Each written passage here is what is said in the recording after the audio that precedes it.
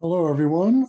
I'm so glad you could come to this, and it's a real pleasure to convene this book panel with Vladislav Zubok on his new book, Collapse, the End of the the Fall of the Soviet Union, which was just released in the United States today, November 30th.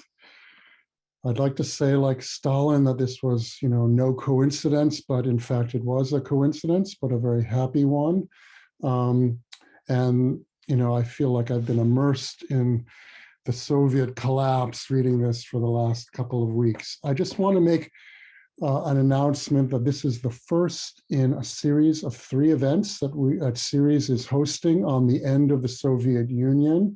The second one will be on Thursday, December 2nd at 11 a.m. Eastern Time, when Jill Doherty's Russia Brief will be devoted to the topic of Soviet nostalgia.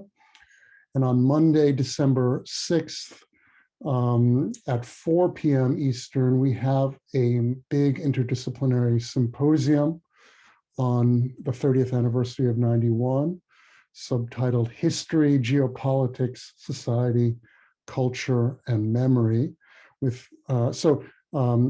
You can see the sign-up links for both those upcoming events in the chat.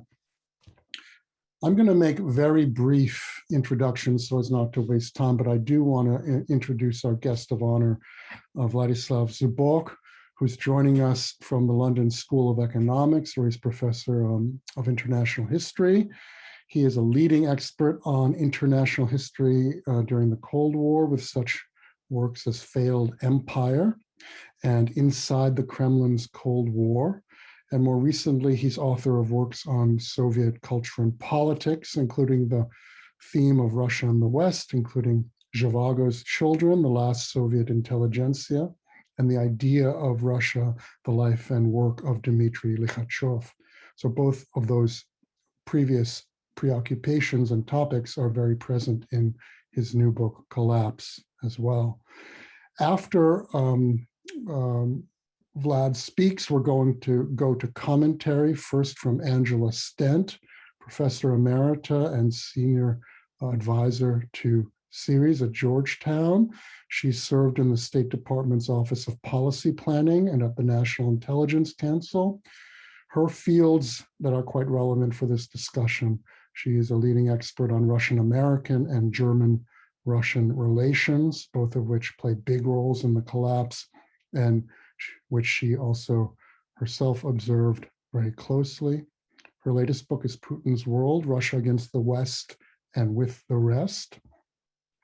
Following Professor Stent, we have Serhiy Plokhy, who is Mikhailo Hrushevsky Professor of Ukrainian History and Director of the Ukrainian Research Institute at Harvard. By my count, he is author of 10 books, and among them, I'd single out as most relevant for this discussion his work, The Last Empire, The Final Days of the Soviet Union. And last, and probably least, I will give a commentary. I'll just say I'm a historian of Russia and the Soviet Union. I have no special research expertise on the Soviet collapse, but I did spend the year 1990-91 in Moscow, and I've spent my whole career studying the origins and results of the first state breakdown in the Russian Eurasian space in the 20th century, namely the Russian Revolution. So without further ado, Vlad, the floor is yours. Thank you, Michael. I'm thrilled to address this audience for many friends on the Eastern Coast in the United States. And I'm on an island of the United Kingdom. So greetings. Good to see you, Angela. Good to see you, Serhiy. Just a few words about how I became an expert in the collapse.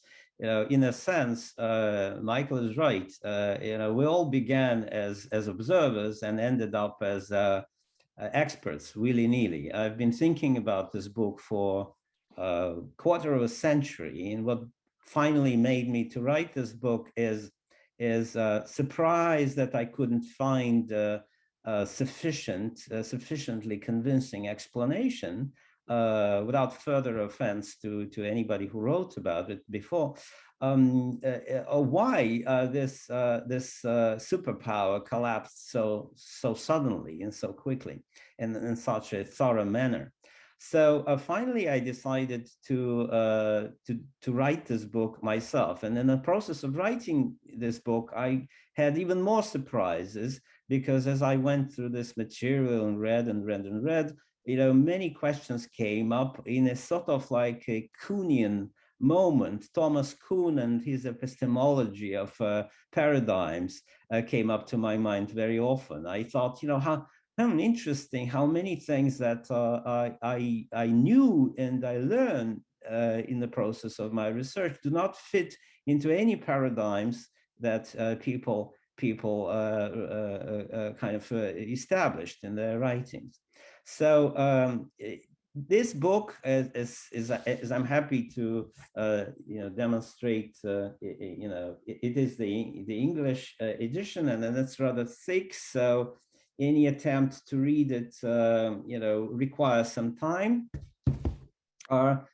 Speaks to several conversations, in my view. It of course speaks to the story of the end of the Cold War. We know that there's a discussion on when did the Cold War end, and it's a sort of a floating date. From Mikhail Gorbachev perspective, it definitely ended at Malta in December 1989. Jack Matlock, US ambassador in Moscow at the time, believed that it was December 88, even earlier. But President George Bush, in his address to the nation in January 1992, said, by the grace of God, we won the Cold War. So for him, apparently it happened later. And it is still conflated as, you know, the date of the collapse of communism in Europe, the fall of '89, Gorbachev's reforms, and the collapse of the country, the Soviet Union, are conflated with the endings of the Cold War. Then my book speaks, of course, to the history of the Soviet Union. I teach it every year, and as I approach the collapse, I have to explain it to the students. So hopefully with this new book, I will have a more convincing explanation. And my view on Gorbachevian reforms was that it was not the shock of reforms in itself that ended the Soviet Union. It was the unique combination of rather risky and misguided reforms, particularly economic reforms, that destabilized the Soviet Union so quickly. The book also speaks to something that is topical today, the rise and fall of Russian-American relations.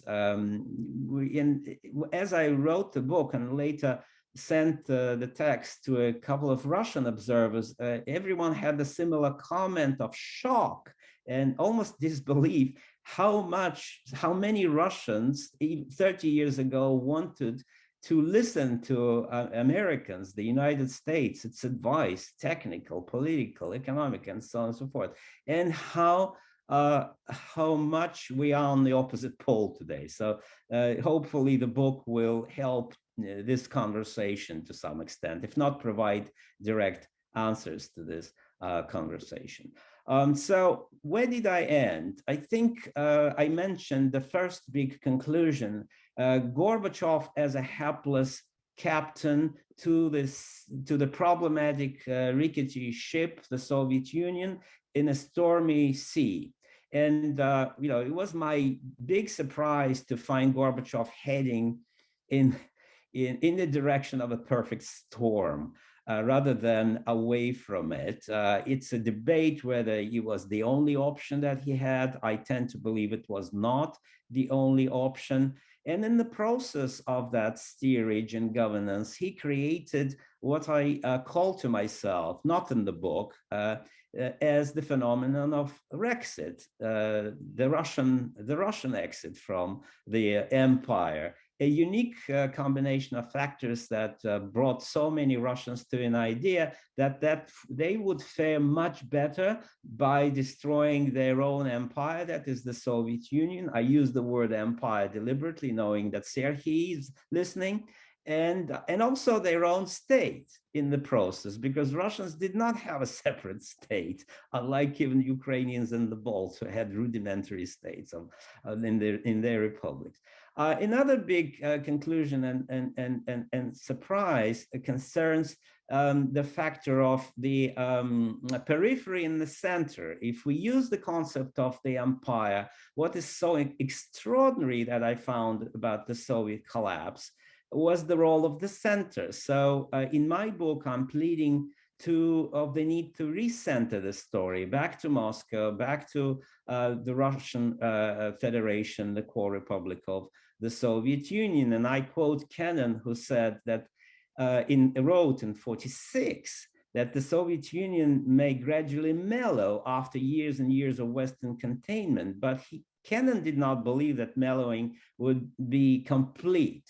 However, he wrote about another unlikely scenario, which he found hard to imagine, an internal situation that would lead to the situation of 1919, 1920, the years of Russian Civil War, when the Russians destroyed their own empire and even their state. So that's what I found happened in 1989, 1991, fortunately without so much horrific violence as during 1919, 1920, but that's sort of the second time the Russians themselves destroyed their state.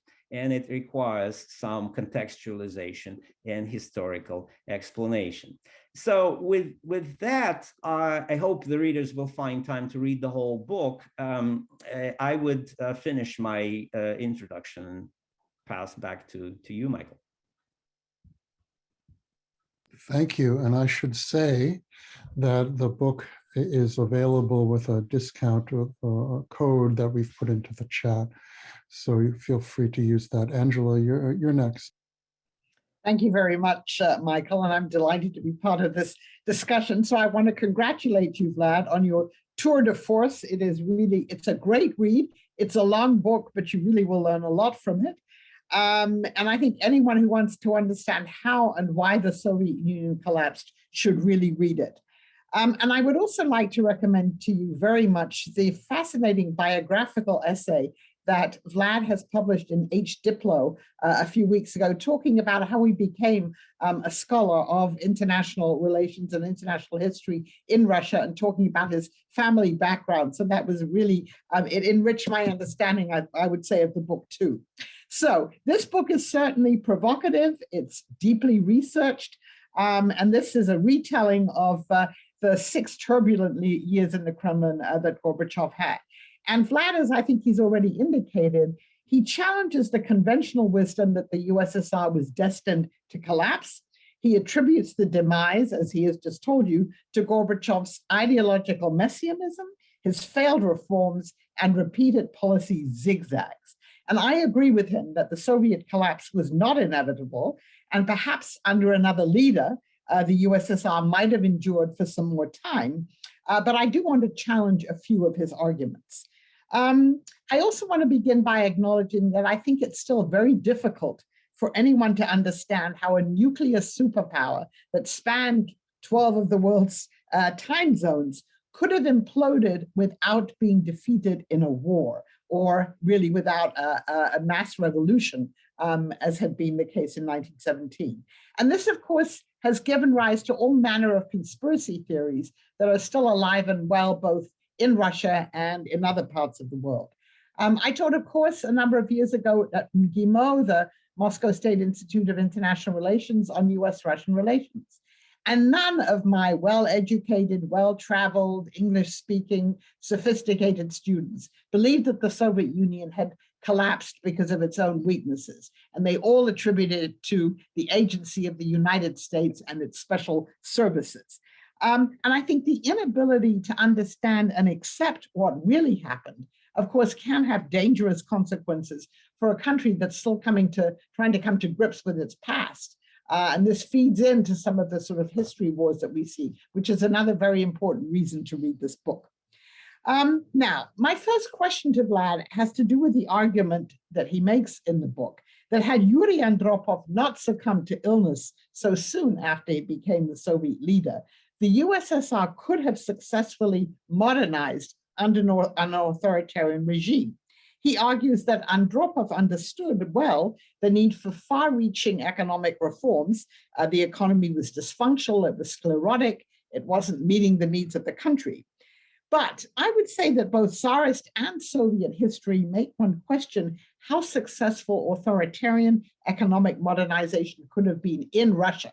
It's been successful, obviously, in a country like China.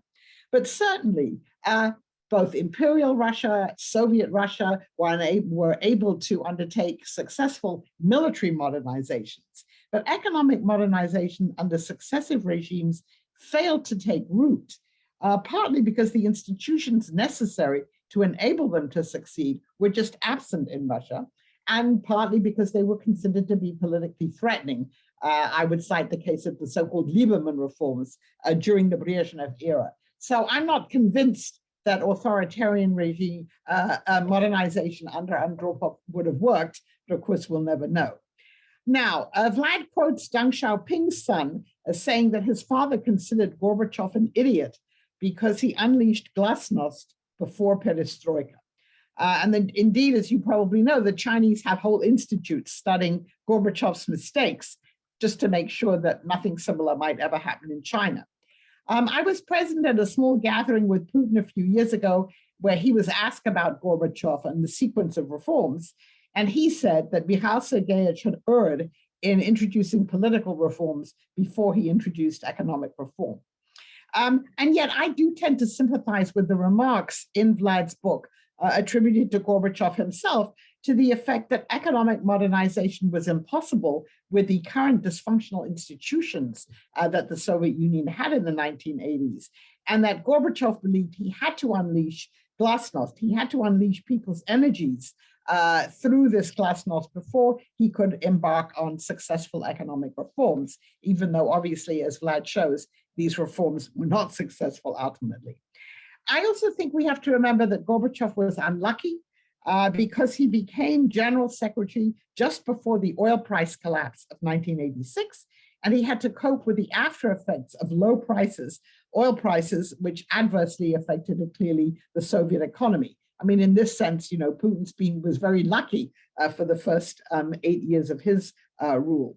Of course, there are also conspiracy theories in Russia and other places that the US and Saudi Arabia conspired to keep these oil prices low so that they could weaken Gorbachev and the Soviet Union. But my response to that is to quote the great George Shultz, who said that the US government is not nearly as well organized as it would need to be to coordinate such an effort. Something that Vlad makes entirely clear, and now I'm moving to the foreign policy aspects for a moment, is that the more popular and respected Gorbachev became internationally, then less and less popular he became at home. After 1989, his relationships with the United States, with European leaders, particularly obviously West German leaders, improved greatly. He did, as we know, nothing to stop German unification or to stop the decommunization of Eastern Europe.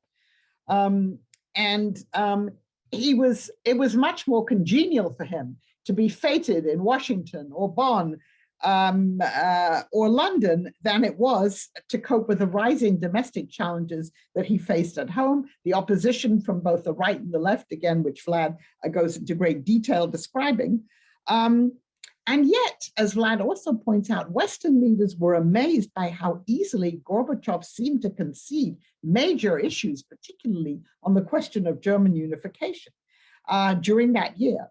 When I was writing my book, Russia and Germany Reborn, I talked to the various negotiators at the 2+4 talks. And one of them said to me, we're very lucky that the Soviets never got their act together. In other words, even the Americans and the other negotiators at 2+4, the Western ones, were amazed by how easily they were able to accomplish what they wanted to accomplish.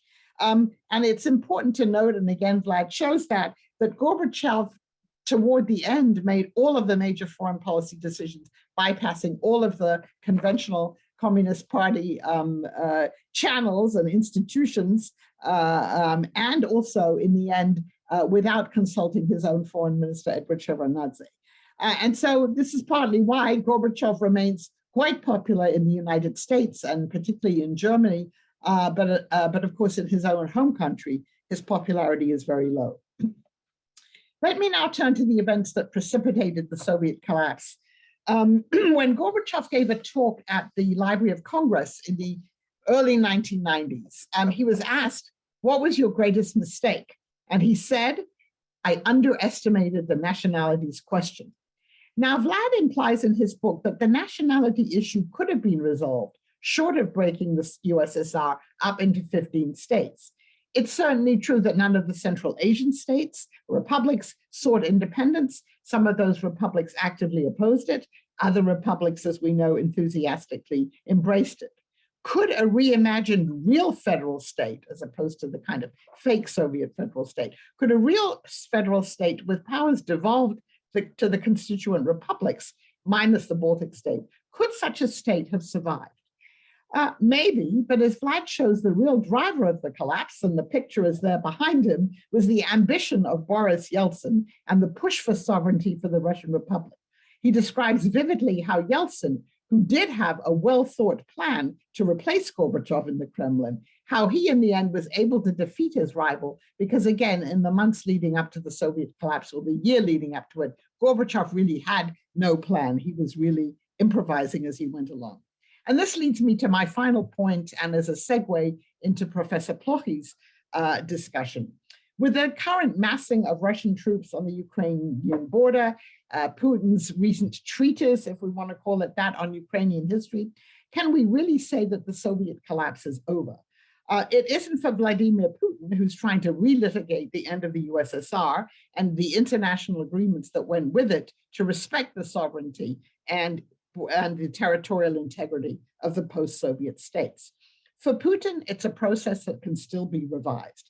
Vlad describes how contentious the issue of Crimea was during and after the Soviet breakup. And we see today Armenia and Azerbaijan continuing to fight.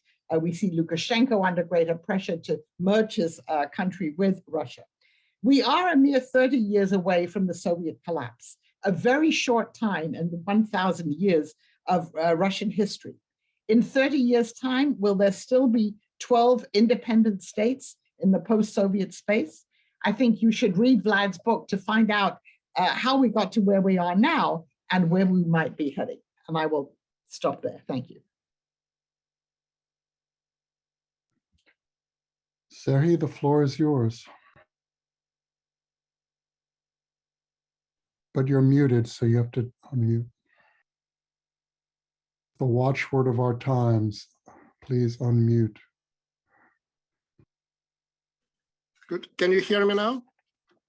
Okay, excellent. Thank you. I'm having a little bit trouble with technology and using my iPhone now, but I have some support. I came not alone.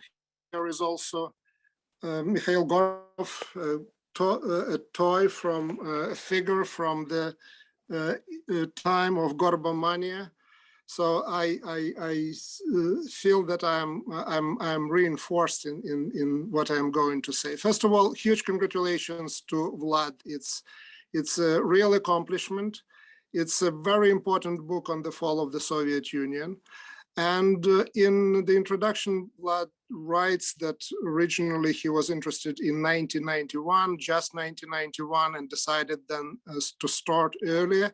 I think that was an excellent decision at the end, that it helped to develop the main argument of the book, that it was at least the way how I understood it, that it were the reforms, the Gorbachev reforms that went wrong, that were the major contributing factor to the fall of the Soviet Union. So I certainly accept and embrace that. So the book is very much about the implosion of the center. Where I basically would like maybe to either argue with Vlad or ask questions and have a discussion is to what degree that really makes the other theories that are out there in terms of the ideological implosion, in terms of the economic collapse, the rise of the nationalities. So all of these theories that Vlad is pushing against, the question is to what degree that makes them really less legitimate or irrelevant. Or basically what we have with this book is actually a contribution or addition of one more very important factor into the history of the collapse, because that's certainly how I read the book, filling an important gap that existed in historiography, rather than actually making other approaches or other angles that were used before less legitimate or irrelevant. One thing that really intrigued me was this idea about the alternative to Gorbachev's reforms that combined, at least the way how I read, the Andropov type of the authoritarianism, was certainly not allowing any elements of the democratic processes that Gorbachev initiated, not allowing them into the Soviet political system on the one hand, and then radical really economic reform. So it looks like what inspires that vision of alternative is really what happened with Deng Xiaoping, what happened in China.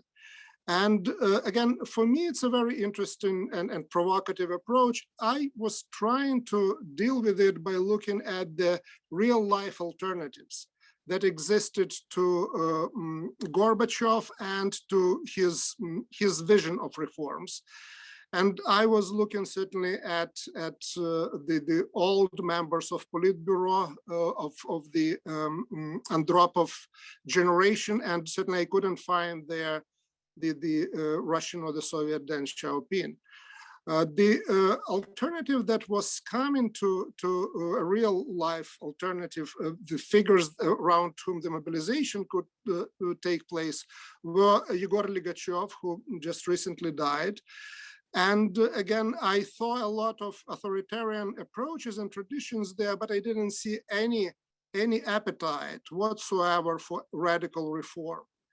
And another alternative was, of course, Boris Yeltsin, and we know how that alternative eventually developed itself.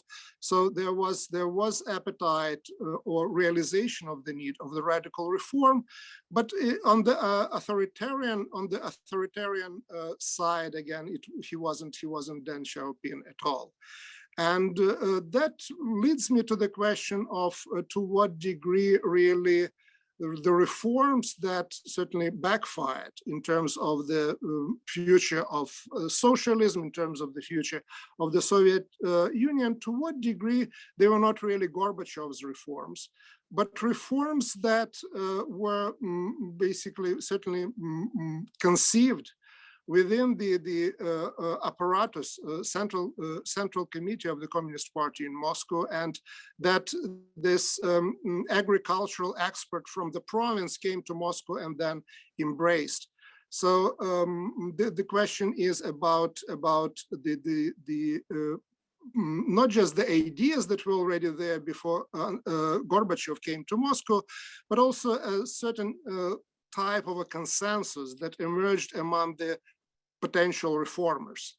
So to what degree we, certainly there is a lot of blame to go around, to what degree we have to think not only about Gorbachev, but about per se, but about Gorbachev as representing maybe one of the most influential reformist groups, or the only maybe reformist group at that time in Moscow.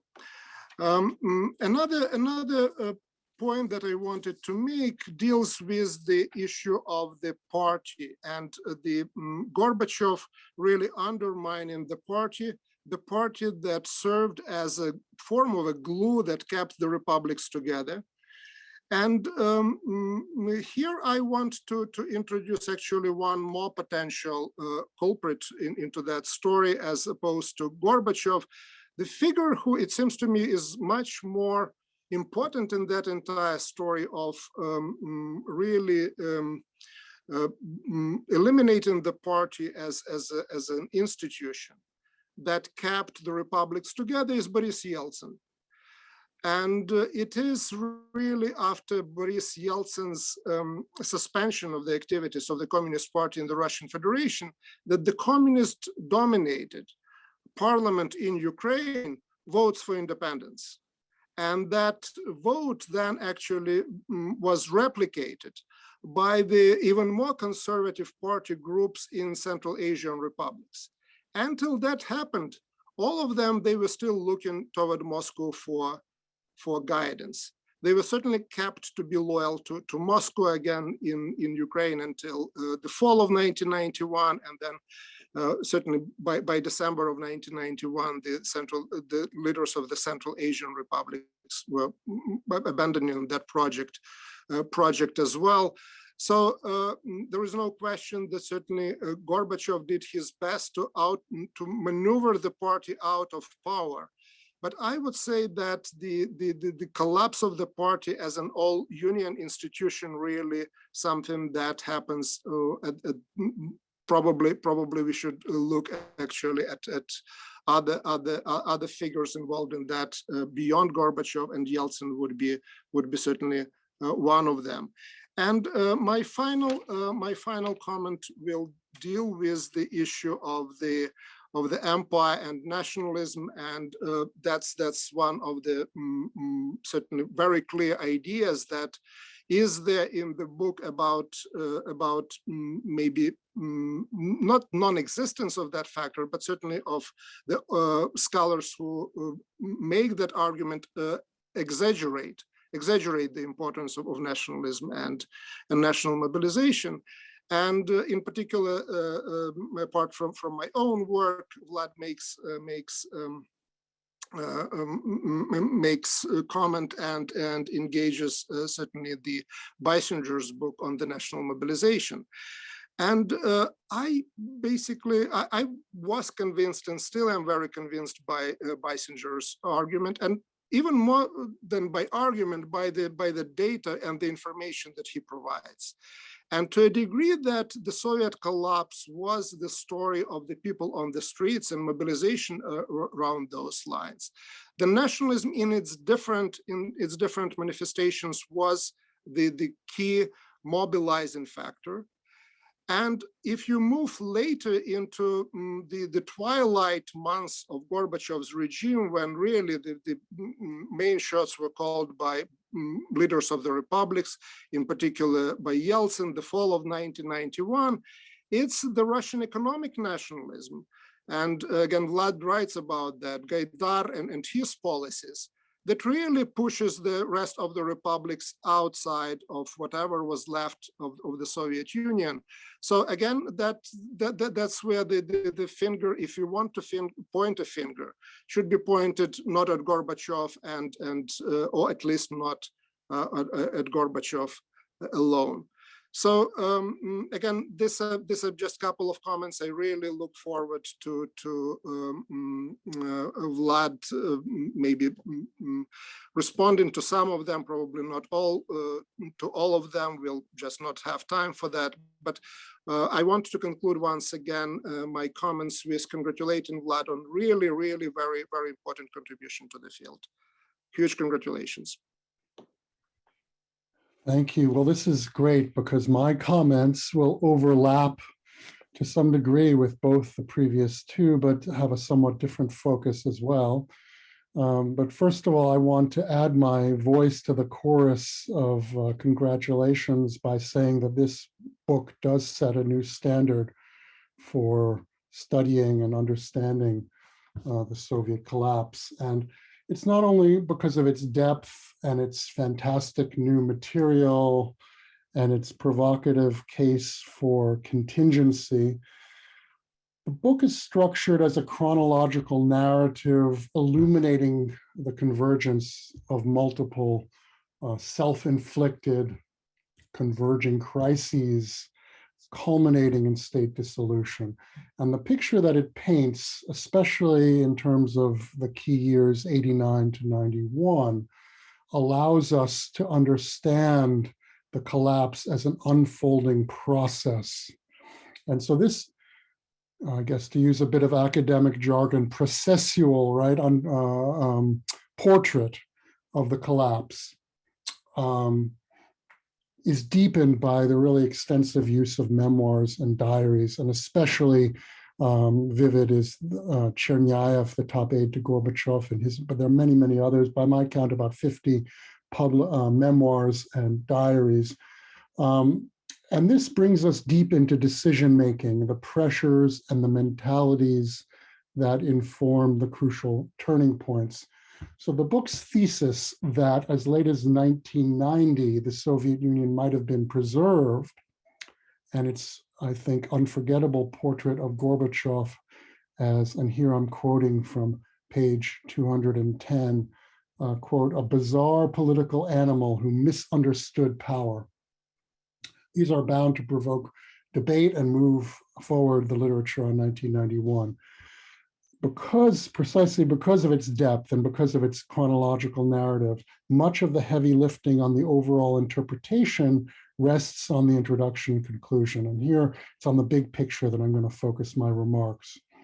So Vlad, I understand the logic of why you did your introduction the way you did. You basically treated in succession the major factors that the existing literature has emphasized, downplaying those you consider not causally decisive.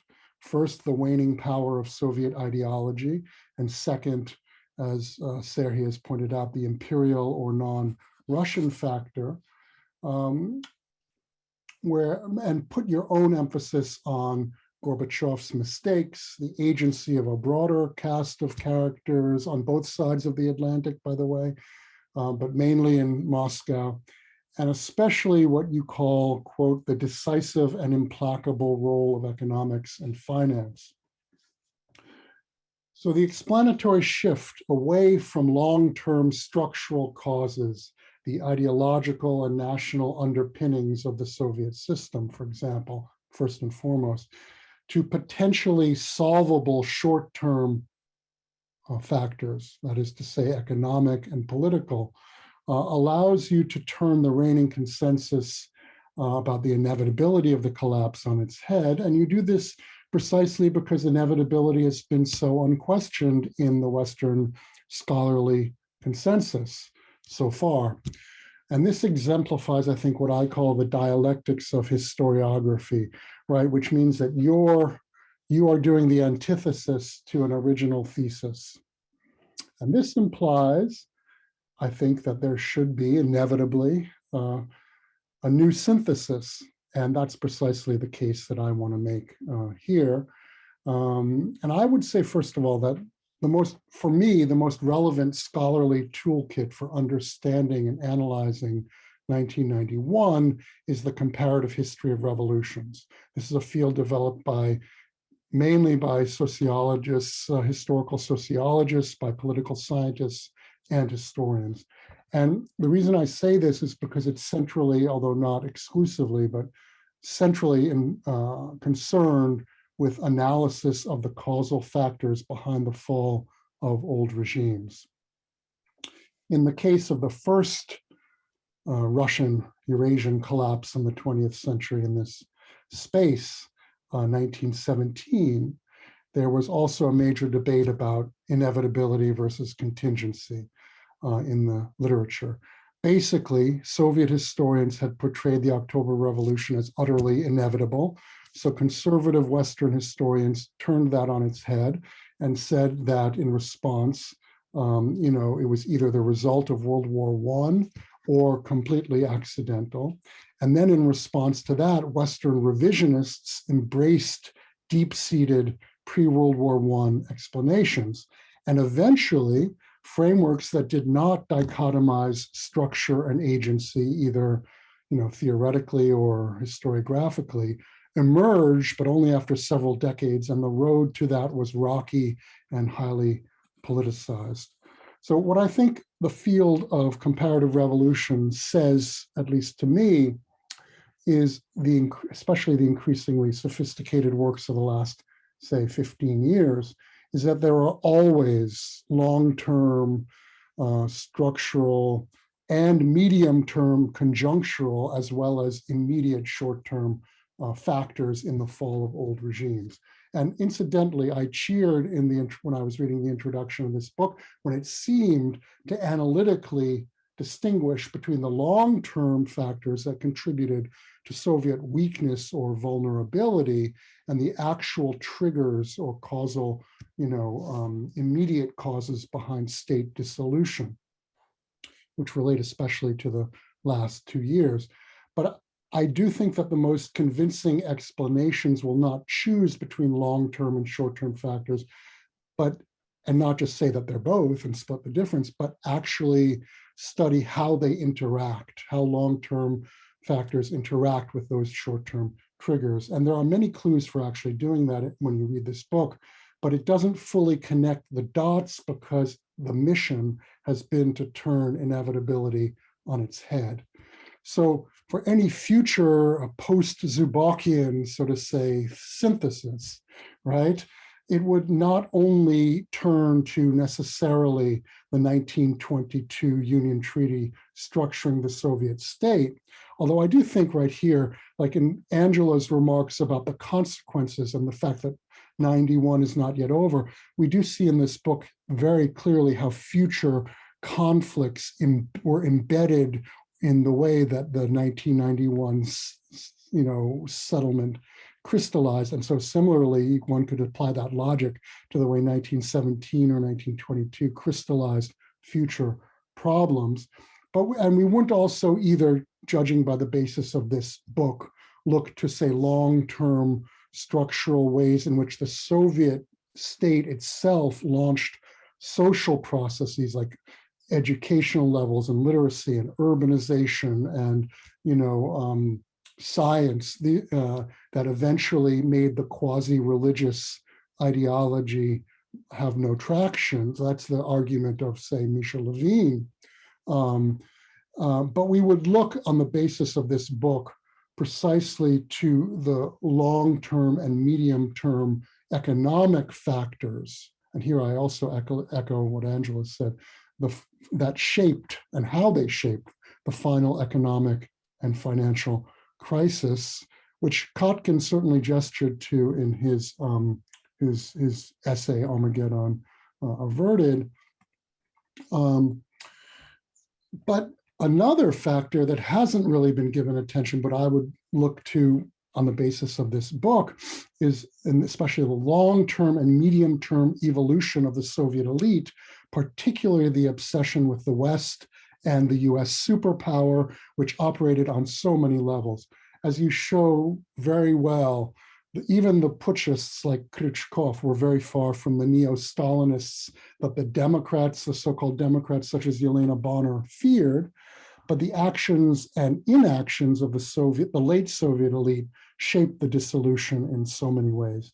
So at the center of this contingency argument lies the depiction of that bizarre political animal, Gorbachev, and the passages on his genuine preoccupation with Lenin are really fascinating. And Gorby spent his valuable vacation time poring over the texts of Lenin. He preached to the Politburo about Lenin's writings on bureaucratization. You might add that the late Lenin of NEP was also a failed reformer, because his solution to bureaucratization was to create the worker-peasant inspectorate, yet another bureaucracy. Gorby embraced a myth of Lenin as a reformist theoretician, not the ruthless connoisseur of capturing and retaining state power. But Lenin loved to quote Napoleon, right? He loved to quote this, on s'engage et puis s'en voit. First you jump into battle and then you see how it emerges. And that's Gorbachev's whole approach, was to embrace this basic sentiment circa 1989 and sort of throw caution to the winds. The book also argues that he reconfigured Lenin's world revolution with an obsession with changing the world order, which gives new meaning to the old joke that Gorbachev won the Nobel Prize for Peace and not for economics. But on the other hand, in this book, Lenin also forms part of a broader, I would say, narrative strategy that tars both the reform communists and the Democrats with the brush of revolution. and the narrative is sprinkled with references to 1789 and 1917, and overflowing with a pejorative use of the adjective revolutionary. And here I think there's an uncharacteristic analytical fuzziness. I've argued that the field of comparative revolution is actually very valuable for understanding the Soviet state dissolution, but that's not calling 1991 a genuine revolution. It provides the tools for it, but I would argue that there's a reason that everyone calls 91 a collapse, and there's a reason that revolution, collapse and not revolution, is the title of this book. Jack Goldstone defines revolution. He's another historical sociologist / political scientist.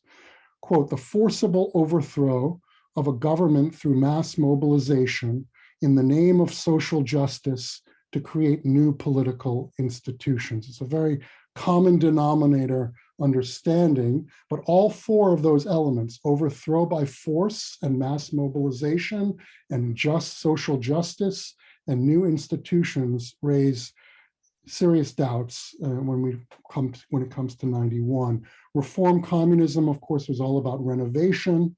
The most motivating popular ideology in the late USSR, as you show, is an anti-revolutionary yearning to find normalcy. And reading the chapters, the late chapters, Junta, Demise, one sees that down to the very final moments, the crisis was driven by complex political and economic pressures and calculations at the very top, legal machinations and power plays that were part of this monumental Gorbachev-Yeltsin feud, and the openings created by the badly botched coup d'etat. But I would also say that another reason to think not in terms of revolution is that the recent literature on comparative revolution emphasizes not just the end of the dissolution of a state, of an old regime, but the fact that the seizure of power is just the launching part for revolutionary transformations by revolutionary regimes. And of course, Yeltsin used the existing RSFSR institutions. Russia became the successor state of the USSR. The Lubyanka was not sacked, although Old Square was. And there's major continuities of elites, and this marks a lot of less than revolutionary post-Soviet outcomes. Economically, you might call it revolutionary in the common sense connotation of a radical transformation.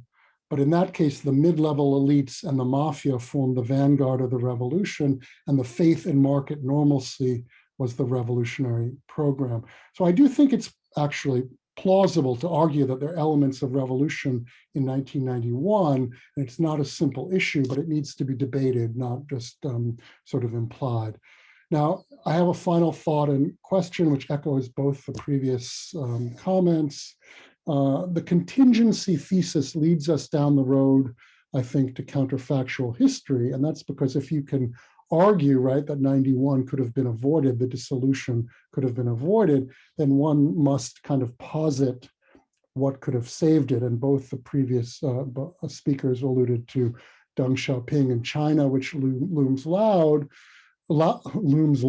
right? But so one of the kind of possibilities that's raised by the book is that Chinese-style authoritarianism with market reforms could have been one of those alternatives. But there's also the thesis in there that a more gradual liberal democratization might have worked. And I want to ask, but rhetorically, the book seems to lean more to the Chinese possibility than to the gradual democratization. Were both, in your view, equally viable? I do think counterfactuals can be a useful exercise, but not to the same extent of actually connecting the long-term and short-term causes of what actually did happen. So thank you, and I'll just turn it back to you. Oh my. Well, it's a benefit of having such wonderful, thoughtful colleagues with enormous expertise. And And at some point, I was almost saying to myself, "Stop!" I was making so many notes and so many notes to respond to that. Of course, I have no time to do, and we need to involve the audience who may have questions. So, very briefly, and I will proceed in the reverse order. And I would thank you. I would like to thank Michael for this almost historiosophical and certainly powerful historiographical contextualization of my book. I have nothing against post-Zubkovian synthesis and would welcome it, actually. What I wanted with this book, I wanted to resume a conversation, because in my view, this conversation ran aground. In Russia, for some reason, they're totally uninterested in this conversation. And it's an interesting question in itself, why? In the West, everything is covered by so many ideological and historiographical layers of established approaches that, essentially the conversation is over. I wanted to resume it, and like Gorbachev, I'm prepared to let this conversation go on without total control on my part. One thing to say, why the title is Collapse and not a revolution. I have a chapter called Revolutions. It's very early on, it's 1989. And certainly when I write about 1990, there are a few chapters about this pivotal year preceding the collapse. I realized fully, and I lived through it, that how revolutionary that year was. However, that was also the growing counter-revolutionary moment, leading to wide expectations of a general on the white horse, the military crackdown, the hardliners crackdown, that of course was usefully confirmed in August 1991, but fortunately lasted only for 3 days. So my view in brief is that there was a revolution, or rather a series of revolutions, but the dynamics of history was such that the collapse of the Soviet Union, the collapse of the state, was so thorough and so sudden, and in a sense so unexpected by many people and traumatic, that it buried a number of revolutionary possibilities, including the possibility of more or less gradual development of a liberal democratic strand. I paid attention to that strand. I wouldn't complain, but some parts of my manuscript had to be cut out by vigilant publishers. So there was much more on the Russian Democrats, on democratic Russia, particularly its liberal wing. I found fascinating documents, how much they wanted to move in a direction, but again, not gradually. Their idea was sort of like shock therapy, but in politics, not in economics. They wanted to have everything at once. And that was more like reminding the revolutionary heady days of 1917 for me. But the irony was, the moment the Soviet Union ceased to exist, the realization of economic, financial, and state collapse was so profound that it buried their dreams of democratization. A number of them are still searching for that magic missing link, why things failed and led us all the way to Vladimir Putin. But I think the very phenomenon of the collapse was such. And by the way, in a small correction, Michael, you said that Russia took Russian state institutions. There were practically none of them. That was a major headache for Yeltsin. He had to take over Soviet institutions, including the KGB. And that the drama of that takeover, I tried to tell in a couple of last chapters. How much he agonized along with other Democrats who wanted to dismantle the KGB, but they realized without the remnants of the KGB, they couldn't run the country. In the end, they couldn't run the country in the 90s, and the KGB turned into rogue actors who, supplied protection for businesses, mafia, and so on and so forth. But they realized how much that collapse was absolute.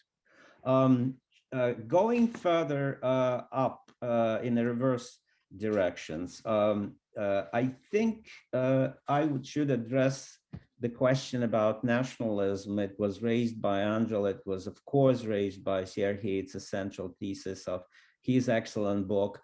My view is, again, is not to state something that I believe in at the expense of other things. I would say that in my book, what I found pleads for recentering. Not simply recentering the story of collapse, but rethinking the role of nationalism in this collapse. I wouldn't touch much the history of the Baltic nationalism. For me, the Baltic nationalism was hugely important. It supplied not only some triggers, but also language, and even legal language to other separatist movements. Well, the Balts, by the way, always take exception. They say, we were never separatists. We just struggled for regaining our independence. Okay, I admit that. But the term sovereignization and sovereignty was revived and propelled by the Estonians and later Latvians and Lithuanians, and eagerly picked by the Russians, by Yeltsin. And for me, it was an amazing story how very diverse people in the Russian Federation, including, most importantly, the provincial party nomenclatura, the provincial KGB, who had been sort of evolving in a direction of, I would say, cultural nationalism during the previous era, all of a sudden became economic nationalists very quickly in June 1990. And that was a very important development. And that brings me to the role of Ukraine in this story. And I'm glad Sergei mentioned that all the way to August 24th, 1991, however much the language of nationalism spread in Ukraine, the political elite of Ukraine, predominantly party elite, was still watching Moscow, watching in a wary way, both in terms of following Moscow if need be, or using new opportunities if these opportunities would arise. And they saw both. They saw dangers and opportunities coming to Moscow in August 1991. But that kind of proves to me that, with exception of the Balts, and with exception maybe of the Nagorno-Karabakh and Georgia story, which were in the South Caucasus fully ablaze since 1988-89, the story of the collapse of the empire, if we call it the empire, cannot be understood without the strange phenomenon of Brexit.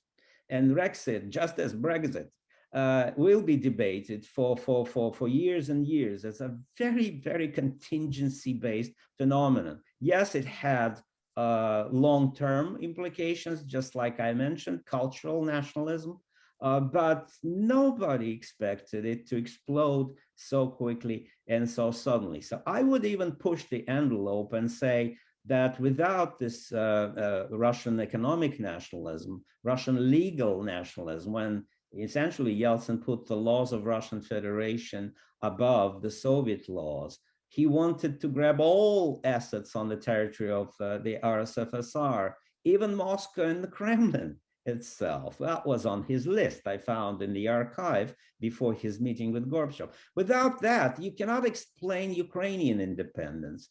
well, looking at the sort of older Russian brother, Ukrainians didn't want to be part of the country where the Russian brother would have such a complete access over resources and all administrative leverage and so on and so forth. That's quite understandable. And very few perceptive observers were pointing to it at the time. I should say in general about the book is written by me. It's written now, it's written where I am. So there's always inevitable presentist moment in the book. It couldn't have been written in this way even 10 years ago, before the annexation of Crimea, before what we know now happened to Russia, before what we now happen to the United States, and then the Trumpian episode. So this book is very much the product of reflections about what happened in 1991 from a vantage point of today. And I'm guilty in this presentism, but I cannot get rid of it fully, as probably no one can. On the question of authoritarian reform, that would be my last point. I think it's a major point. I struggled with it a lot. It involves many other excellent points that discussant raised about, where's Deng Xiaoping in the Politburo? Was there really the Chinese moment? Believe me, I struggled with all the same questions for months and months as I was dealing with the manuscript. To begin to answer this question, even in a brief way, I would say, who could tell that Deng Xiaoping would become Deng Xiaoping before it became Deng Xiaoping? People do change. What I found, to my surprise, too late to include in the book, but when I went back to the Moscow archive during the COVID COVID year last year, I checked so-called working journal of Andropov. And Andropov met two individuals more than anybody else while he was still functioning, more or less. He met Nikolai Ryzhkov, who would become the head of Gorbachevian Council of Ministers and the main architect of economic reforms. And he met Vladimir Dolgikh, whom practically nobody remembers, but he was supposed to be economic czar, not Ryzhkov. And Vladimir Dolgikh is an interesting character. I wouldn't go into it, but I would never say that Dolgikh would become a better manager of Soviet economy than Gorbachev, but perhaps had it not been removed by Gorbachev very early on, because Gorbachev made a pretty quick selection of whom he wanted to have on the Politburo after 85 and whom he didn't want to have. And the Dolgikh went, and with him, half of the knowledge of what Andropov really wanted to plan for the Soviet economy. So I'm more open-minded, perhaps, than Angela, you on the opportunities of authoritarian reforms. Yes, I know the sad story of great reforms in Russia, but by the way, the great reforms, they were accompanied by risky processes, but also processes of very gradual liberalization of the Russian society. The trick is to manage the risks. What I found perplexing about Gorbachev, along with other things, non-use of force, of course, is widely commented upon, but this absolute fear to go back, to take a stock of what was done, and maybe reappraise the course, to have a conservative reappraisal of the course. Both he and Ryzhkov thought that by looking back or stopping even for a moment, they would jeopardize perestroika, as if perestroika is a movement on a bicycle where, by stopping, you can fall on one side. I was struck by it. It comes very strongly from the documents and reminiscences. So, I want to stop here because there are many other things I could say to you, excellent points. And thank you for reading the book. Thank you. So we've been accumulating questions in the chat, and I want to just turn to the audience, the long-suffering audience now, and have some of those questions. But all of us on the panel have probably additional things to say. We'll see how much time we have. But the first question is from Glenn Williamson. He's a graduate student in history at Georgetown. He's in my Russia and the World class this semester. Could you discuss the impacts of Gorbachev's ban on alcohol as far as populist support for Gorbachev and its impact on Russian budget from taxes on alcohol sales? Very quickly, because I realized time moves. That was a very blow to the stability, to financial stability in the Soviet budget, quite unexpected.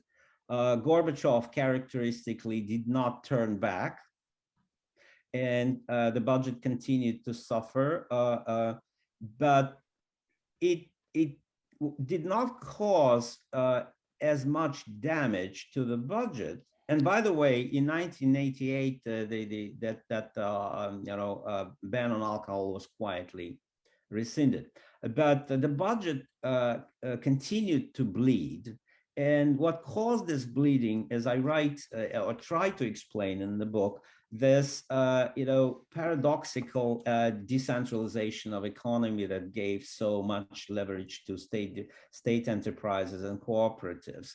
The state cooperatives, acted in cahoots with state enterprises. By state enterprises, with sometimes have such giants as Gazprom, founded actually around 1989 under Chernomyrdin, who was a minister before.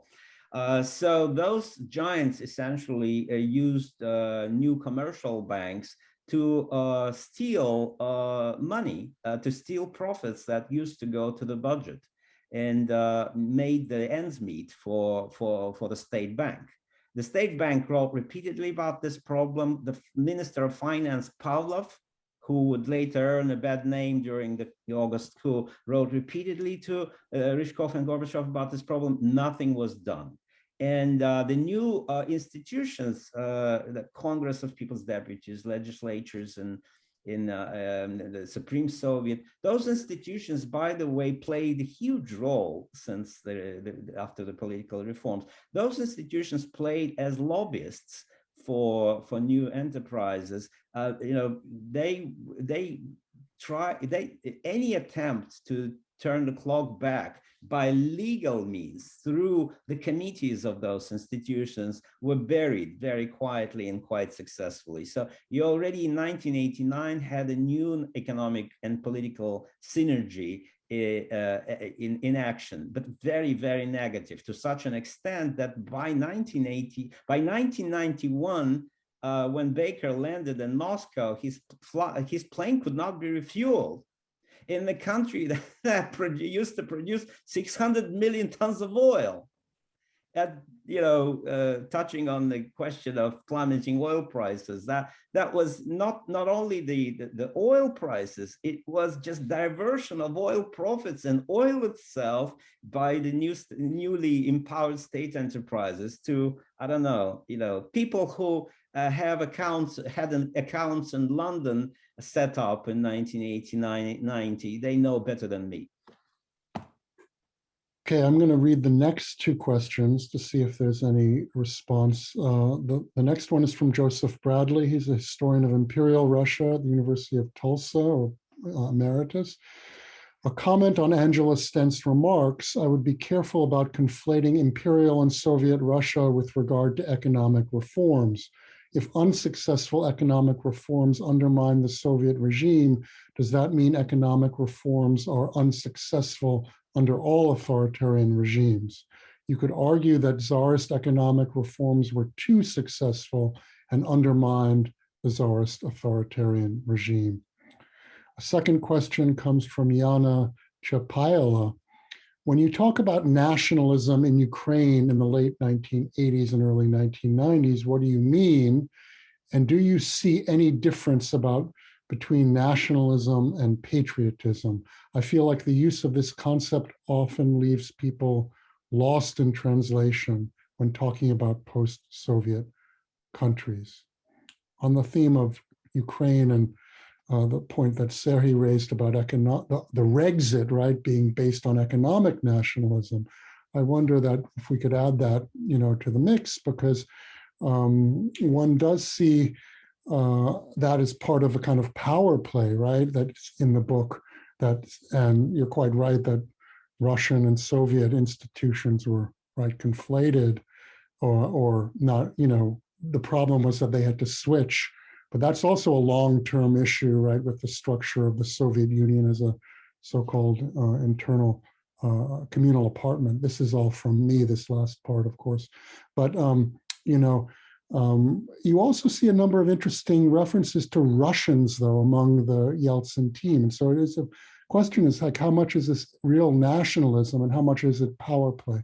So there's two questions on the table, and we can have Vlad and anyone else chime in. Maybe someone else should say something, and we're fortunate to have Serhiy here. He can explain on patriotism. Well, I'm not sure about patriotism, but in terms of nationalism, really, we are talking about here the mobilization in the republics on more than one level. And Vlad, you mentioned Balts, right? And I certainly agree with you in terms of the importance of the national mobilization there and creation of a model for other republics. Saiudis becomes model for Ruch and so on and so forth. But I would actually extend that category of the Balts to include the so-called Molotov-Ribbentrop Europe, which would include also Western Ukraine, Galicia in particular, which would include also Moldova. And that brings me to this issue of the most recent acquisitions to the quote-unquote empire in the Western borderlands, where really the Soviet collapse, in my opinion, starts even more than it starts in the Caucasus, because it produces the kind of a discourse, the model for other republics. So that would be probably one type of a nationalism and national mobilization. But then there would be also the economic mobilization and of the elites in individual republics, which again we can talk about that as a nationalism already in a different way. To what degree this is a power play? Well, when nationalism wasn't a power play.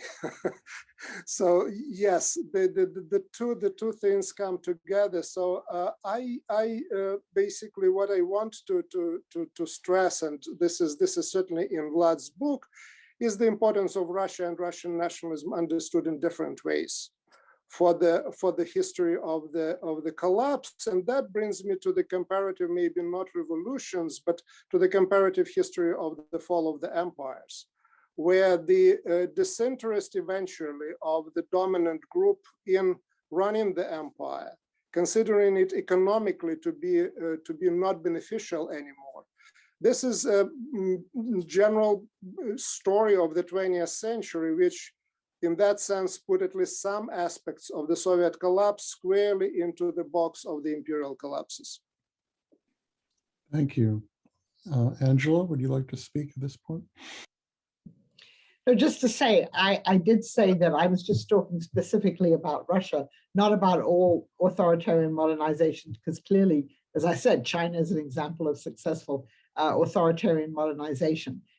So if I didn't mean to say that it's not possible, but under the Russian conditions, if you look at the history, yeah, it's true. I guess the modernization that was more successful at the end of the imperial era was interrupted, obviously, by the war. Just one word on economic nationalism. I recall a senior State Department official telling me in 1991, at the end of 1991, beginning of 92, they were flying out with Niyazov, the future Turkmenbashi, to Turkmenistan. And he said, we want to have an independent state because we want to control our oil revenues. And so for some of them, obviously, even though they may have been more reluctant about independence, the idea of controlling the revenues from this very valuable source was very important.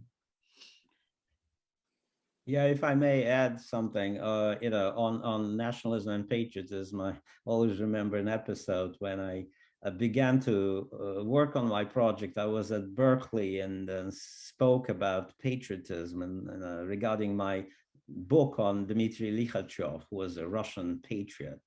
And Yuri Sloskin kind of cut me off, not cut me off. I said, in this seminar, we study nationalism. We never heard of the word patriotism. It was sort of half in joke. I said, yes, indeed, I understood. Nationalism is a scholarly category we study as a phenomenon. What patriotism is in the eye of the beholder, of course. Very important on discussion on economic interests, and both Sergei and Angela raised it. I have no doubt that at some point, some Turkmenian officials wanted to have full control of their gas, and some Russian provincial officials wanted to control their diamonds in Yakutia or other things. However, the problem was that they needed each other. Turkmenistan needed pipelines, which were in control of Kazakhstan and Russia. Gold mines needed all kinds of other things, oil diamonds. The agreement with South Africa, De Beers, and needed good platform for negotiations with De Beers, a great power to negotiate with De Beers to begin with. So we have a paradox that probably should be understood as follows. Authoritarianism and the question of power it cuts both ways. Authoritarianism can wreak havoc and destroy and ruin economic reforms, or thwart economic reforms. But authoritarianism under different conditions can create new opportunities, or at least to buy time to think about these new opportunities. The tragedy of the Soviet collapse, and I don't use the word tragedy lightly here, is that democracy, particularly liberal democracy, represented by a surprising number of people in those years, including many Russians, many Moscow intellectuals, and even, you may argue to an extent, people in Gorbachev's entourage, that democratic liberal moment did not help, did not create new opportunities. And that's a very, very loaded and difficult say for me to say. But looking back, you find that not that I'm a big fan of Andropov or anyone on the authoritarian side. At that time, I would have probably been horrified, and I was horrified actually when Andropov became the leader. Didn't expect much from the KGB head. But looking back, what strikes me is inability of liberal democratization and liberalization to create opportunities for economic growth. And we have, as a result, a huge economic recession in Russia after 1991, very big and long economic recession in Ukraine. So it's not possible to speak, unfortunately, that Brexit opened the room for fantastic opportunity. Well, for some people, yes. For some individuals, yes, but not for the country. Or Ukraine Brexit, using the same word applying to Ukraine, benefited Ukraine economically, at least during the first years after 1991. But I'm trading now on very thin ice, so I'd better stop. Well, I'm also struck how things look differently reading the book now, 30 years later, as when they did at the time reading the press. It's really a fascinating intellectual enterprise to reconsider what you lived through. Here is a question from Jeffrey Roberts, a historian of Russian-Soviet foreign policy in the Cold War, what he calls a sharp question. Zubok says the book is written from his point of view in the present day, yet all the arguments he makes about the possibility of authoritarian modernization, the role of Russian nationalism, The contingent effects of Gorbachev's reforms have been made by others before him, and indeed were part of the contemporary debate at the time the collapse was in process. So, in what does the originality of this book consist? I have my own answer to this, but I think maybe give you the opportunity first to respond. Well, I don't want to play up the originality of the book, but we joke that people forget things when they happened 30 years ago. So everything original is just a long forgotten. So I would definitely subscribe to it. And some of the arguments about the more natural way for the Soviet Union to progress into authoritarian direction were made by such individuals as Zbigniew Brzezinski. I remember reading him around 1989, and he argued that that's the most likely way that the Soviet Union would be progressing. That was written before the fall of the wall. After the fall of the wall, such prognostication suddenly fell out of fashion. So I think my task was to just to look at the facts in a new light and present different opportunities to pull this problem of the Soviet collapse out of the ruts of path dependency debate and open it up for a conversation. Yeah, and for me, as what I said, it's the unfolding of the process and seeing the decision making that gives a different texture, right? A lot of things you've said in that book, in this book, have been said in one form or another, but especially the financial and economic factor. But also, there's a strong, we haven't discussed it yet, but the U.S. role and the role of U.S. sources being integrated in as a really important, if not causally, primary factor, and the way that, as you say, American soft power was operating in people's minds across various political formations within Russia. That seems to me important too. There's a question from Johanna Bachman. Will probably be the last one, and I'll give everyone a chance to kind of make a final remark if you wish. Johanna Bachman's a sociologist from George Mason University. From the perspective of socialist thinking in Eastern Europe and Latin America, democratic socialism with social, cooperative, non-state property was seen as the ideal. The deep anger by communists worldwide to Soviet invasions and to the state socialist model was truly widespread.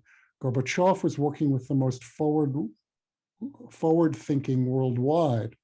I'm not saying this to glorify Gorbachev, but it wasn't just him, Lenin, and a small, was it just him, Lenin, and a small circle who believed these as an ideal? What about wider international support? And a comment from Jeffrey Roberts, thanks, that will help me write my review of the book. Okay. Any response to the question of the Latin America, East Europe? It's a big topic, and Archie Brown, who sort of discovered Gorbachev for Western historiography, is the first to mention how much Gorbachev interacted with the European left, particularly European social democracy. Archie, we had a discussion recently at the LSE. He took me to task because I ignored in my book how much Gorbachev became a social democrat. I talked more about democratic socialism, and he said, "Oh, this is Khrushchevian, Brezhnevite stuff." That's the point, because Gorbachevian view of democracy is very curious. He took some ideas. He talked to Gonzalez, who talked to European leftists. He didn't talk much to Latin American revolutionaries, I should say, but his view of it was probably more nurtured by the Soviet experience of the 60s, and more so on the sort of right flank of the Soviet Shestidesiatniki in the Soviet 60s, with the emphasis on sort of socialist. This is why it was so hard for Gorbachev to disentangle himself. Any social democrat, European social democrat, of course, had long forgotten about Marx and Lenin, and Gorbachev did not. So it was hard for him to drop the word socialist to the last, which even his advisors wondered why it was so. On something else I wanted to say in response to Molotov-Ribbentrop Europe thesis. It's a powerful thesis, Sergei, and maybe I want to say 2 words about it. That borderlands are always things that cause trouble to the empire. It's well known. But all I was trying to say in my book, that this trouble was not enough to cause such a quick and thorough collapse. Sorry for being slightly disorganized in my answer. No, it's wonderful. And we're just about out of time. I want to invite our other panelists, if you have any last thoughts to leave us with. Here's the chance. Well, just very briefly, and you talked about American soft power. We should always remember that the Bush administration did not want the Soviet Union to collapse. It had invested a lot in negotiating with Gorbachev. He was well respected and liked by Baker, by Bush himself, by Scowcroft, all of those people. There was a debate, which Vlad goes into in his book, amongst people within different parts of the US government about Yeltsin and about whether the Soviet Union was going to collapse and whether it should or not. But there was genuine, real concern at the time of the collapse and real skepticism about Yeltsin. Yeah, and again, in terms of, we had a number of topics that we didn't have time to discuss, and I'm looking at my notes, one of those was the alternatives proposed by Gorbachev in particular to the old Soviet Union. So what the reformed Soviet Union was supposed to look like, the reformed Soviet Union that was killed by the coup. And that's again, one more question in terms of the alternatives in history that potentially is maybe interesting for discussion, but again, we don't have time for that. So it is extremely rich book. Most of, at least my comments were based on the conclusions and introduction, but again, it's rich and thought-provoking. So Vlad, congrats once again. And my last words will be to urge the audience to read the book. And also, we ran out of time, but we could do this as a publication, a review forum with full-fledged, make these comments into a written publication at my journal Critica. So as one oligarch once said to me, the gates are open, my gates are open. Vlad, do you have any, I think we're out of time, so let's just congratulate Vladislav Zubok. I just want to take up on your word. Critica is one of my favorite journals, so I would be delighted to Okay, write. Wonderful. So we'll keep the recording of this session to refresh our memories. Thank you to the audience for coming. It was a wonderful discussion. Thank you very much.